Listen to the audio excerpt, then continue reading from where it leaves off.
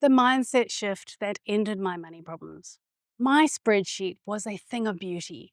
Seriously, a work of art. Every single dollar had a name, every paycheck was neatly allocated, and every expense was perfectly categorized. On paper, I was the master of my money. But by the end of the month, my bank account would tell a totally different story. One filled with chaos, mystery charges, and a balance that was always just dangerously low. I was doing everything the so-called experts told me to do.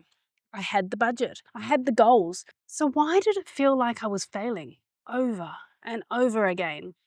It was like I had one foot on the gas pedal and one foot on the brake, and I was just completely burning myself out. For the longest time, I blamed the budget. It was too restrictive, or maybe my income was the real problem. I tried dozens of different apps, planners, and systems, each one promising it would be the magic bullet to finally fix my finances. But nothing ever stuck. It was always the same cycle. A few weeks of intensity, military-grade discipline, followed by a spectacular crash and burn. It would be a sudden, unstoppable urge to buy something I absolutely did not need, or a wave of what I can only call financial annihilation, where I'd just throw my hands up and order expensive takeout because honestly, what was the point? The real turning point wasn't finding a better spreadsheet.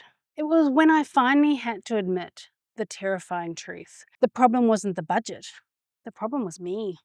I was actively, even if I didn't realize it, sabotaging my own success. There's actually a name for this. It's called financial self-sabotage. It's when our own behaviors, our beliefs, and our emotions work directly against our money goals, leading to things like debt, overspending, and just being completely unable to save. I remember one month with painful clarity. For 3 straight weeks, I was perfect. I packed a lunch every single day. I said no to hanging out with my friends if it was outside of my budget. I was on track to slide an extra $500 into my savings. I felt amazing. Then on a random Tuesday, I got a mildly critical email from my boss. It wasn't a huge deal, but it stung. And I felt that familiar knot of anxiety twist in my stomach. On my way home, I drove past a phone store. An hour later, I walked out with a brand new iPhone. The latest model. My current phone was in perfectly good condition. It worked fine, had no cracks, and it did everything I needed it to. But somehow, in that moment, I convinced myself I absolutely needed an upgrade. As I stood there in my living room just looking at this expensive device that was barely any different from the one I already had, the short-lived thrill of the purchase was gone. It was replaced by this cold, heavy shame, and that was the moment I knew this wasn't a budgeting problem. This was something much, much deeper. Realizing that wasn't a relief. At first, it was horrifying because if I'm the problem, how do I even begin to fix that? It's so much easier to blame a tool than to look at your own internal wiring. My first instinct was pure denial. I told myself it was a once-off slip-up, just a moment of weakness. I tried to double down, create an even more restrictive budget, thinking that what I needed wasn't self-reflection, but more brute force. Of course, that just made everything worse. The pressure would just build and build until the next inevitable explosion, which left me feeling like an even bigger failure. It's such a vicious cycle. You feel anxious about money, so you avoid looking at your bills. But that just makes the money situation worse, which, you guessed it, creates even more anxiety. I was completely trapped between the shame of my past mistakes and paralyzing fear of the future. The belief that I was simply bad with money had become a self-fulfilling prophecy. Because I believed it, my actions made it true, which just reinforced that belief. It felt hopeless, and I was convinced I was the only person in the world who was struggling like this.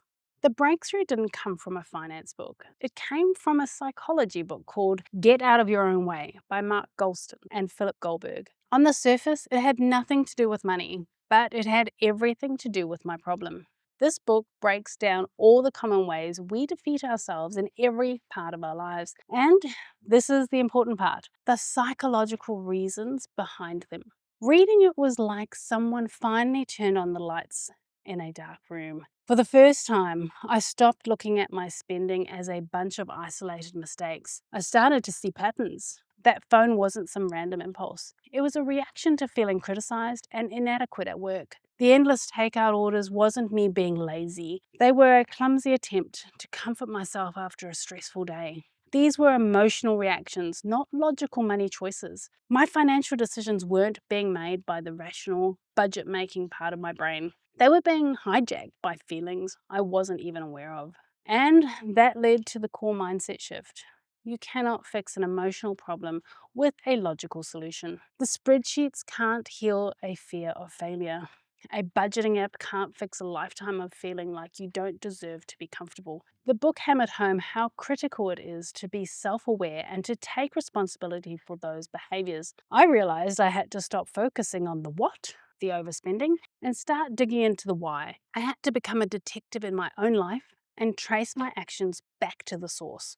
Armed with this new perspective, I decided to run an experiment. It wasn't a new budget, it was a new rule. I decided to try a mandatory 72-hour waiting period for any non-essential purchases over $50. It sounds so simple, but for me, it was revolutionary. About a week later, the first big test arrived. I saw an ad online for this beautiful, ridiculously expensive leather jacket. My immediate gut reaction was, I have to have that.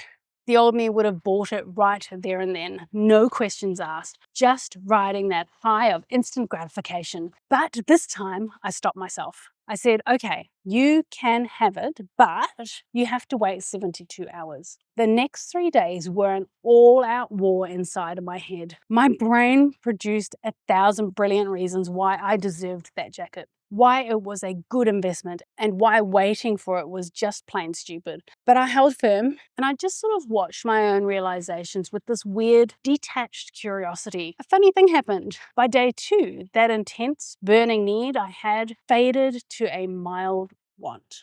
By day 3, I almost completely forgotten about it. The emotional triggers that sparked the desire were gone, and my logical brain had come back online. I looked at my bank account and realized I valued the feeling of security way more than I valued that jacket. For the first time, it felt like I had actually won the battle against myself. And that one victory felt more powerful than a whole month of perfect budgeting. Confidence isn't about having all the answers. It's something you build, one action at a time. The first win was just the beginning. My journey to financial peace wasn't one big moment, but a whole series of little tests against my old self.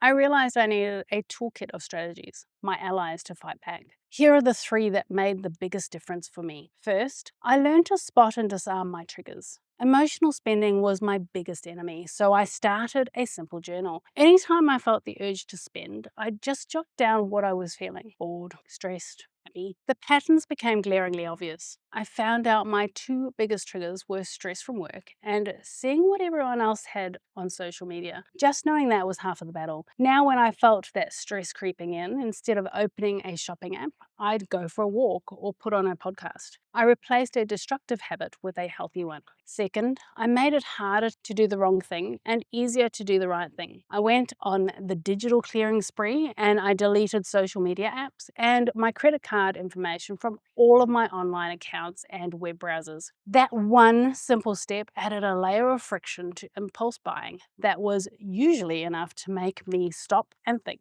At the same time, I automated all the good stuff. I set up automatic transfers to my savings for the day I get paid. I automated my bill payments. My most important goals were now happening on their own, without me having to rely on willpower, which I now knew was the resource that was running out. Third, and this was the game changer, I stopped budgeting and I started value-based planning. I sat down and asked myself the question no budget had ever asked me: what do I actually want my money to do for me? Not what should I buy, but what kind of life I wanted it to support. My answers weren't about the fancy car or the big house. They were about freedom from anxiety, the ability to travel without feeling guilty, and the security of knowing that I could handle any emergency. All of a sudden, my financial goals weren't a list of things I couldn't do, but they were exciting, positive things to work towards. Saving money wasn't about deprivation anymore. It was about buying myself freedom and peace of mind. Today, my financial life isn't perfect, but it is peaceful. That consistent, low-grade hum of anxiety that used to follow me everywhere is just gone. I don't get that feeling of dread when I open my banking app. I still have to plan for my money, but it's a flexible guide, not a rigid cage. The goal was never to get rich. It was to stop being my own worst enemy. The real reward isn't a big number in the bank account. It's the absence of the internal fight. It's the feeling of being in control. It's choosing to buy something and feeling joy instead of guilt. It's a quiet confidence that I can handle whatever life throws at me. And to me, that's what true wealth feels like. My whole journey wasn't about finding the right app. It was about realizing that my money problems were really just symptoms of something deeper. I had to get out of my own way. I had to stop treating my symptoms and start addressing the real cause. The self-defeating habits and the mindset that was driving them. The shift from being a slave to my impulses to being the person actually designing my financial life was built on self-awareness, not on deprivation. This whole process starts with one small step of looking inwards. So I'm genuinely curious, what's one money habit or belief that you feel could be holding you back? Drop it in the comments below. You might be surprised to see how many of us are fighting the exact same battles. Reading each other's stories can make us all feel a little less alone on this journey. Remember, the goal isn't just to manage your money better. It's about understanding yourself better. It's about untangling the knots in your own thinking so that you can stop being the main obstacle standing in your own way. Once you learn how to get out of your own way, you can finally build a life that your money is happy to support. If you're new to my channel or returning for some fresh insights, welcome. I'm glad you're here. Until next time, I'm Christine. Thank you for committing to a life of freedom, choice, and abundance through financial literacy. Until next time, bye for now.